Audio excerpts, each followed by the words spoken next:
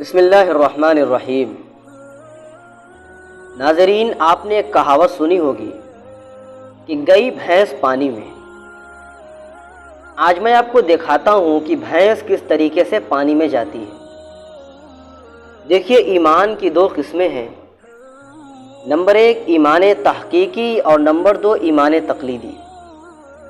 ایمان تحقیقی یہ ہے کہ بندہ تمام ایمانیات کا قائل ہو اور ان کو دلائل سے ثابت بھی کر سکتا ہو، اور ایمان تقلیدی یہ ہے کہ تمام ایمانیات کا قائل ہو لیکن ان کو دلائل سے ثابت نہیں کر سکتا، اور دونوں قسم کا ایمان معتبر ہے، تاہم ایمان تحقیقی ایمان تقلیدی سے رتبے میں بڑھا ہوا ہے۔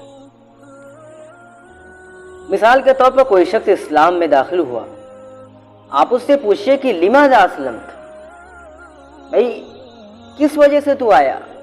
وہ کہتا ہے کہ انی رأیت الناس یقرؤون لا الہ الا اللہ محمد رسول اللہ، میں لوگوں کو دیکھتا ہوں کہ وہ پڑھتے ہیں لا الہ الا اللہ محمد رسول اللہ، انہی کو دیکھ کر کے میں بھی آ گیا، یعنی تقلیدا لہو اتباعا لہو، انہی کی اتباع اور تقلید کرتے ہوئے میں بھی آ گیا۔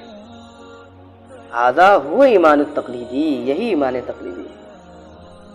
هل ایمان هو التقلیدی معتبر عند غیر المقلدین، کیا ایمان تقلیدی غیر مقلدین کے وہاں معتبر ہے یا معتبر نہیں ہے؟ تو جواب ہوگا کہ معتبر ہے، ان کے فتاوی میں موجود ہے کہ ایمان تقلیدی معتبر ہے۔ تو سوال ہے کہ جب آپ ایمان میں تقلید کے قائل ہیں تو پھر مسائل فرعیہ میں آپ کو کیا تکلیف ہے کہ آپ تقلید کو شرک کہتے ہیں؟ عجیب بات ہے۔ اچھا، ایک چیز اور ہے، یہ سمجھا جاتا ہے کہ تقلید ہر قسم کے مسائل میں ہوتی ہے، یہ بھی ایک بہت بڑا دھوکہ ہے اور غلط فہمی ہے۔ تقلید 5 قسم کے مسائل میں ہوتی ہے، اور بنا تقلید کے وہ بھی اس پر عمل نہیں کر سکتے ان مسائل پر۔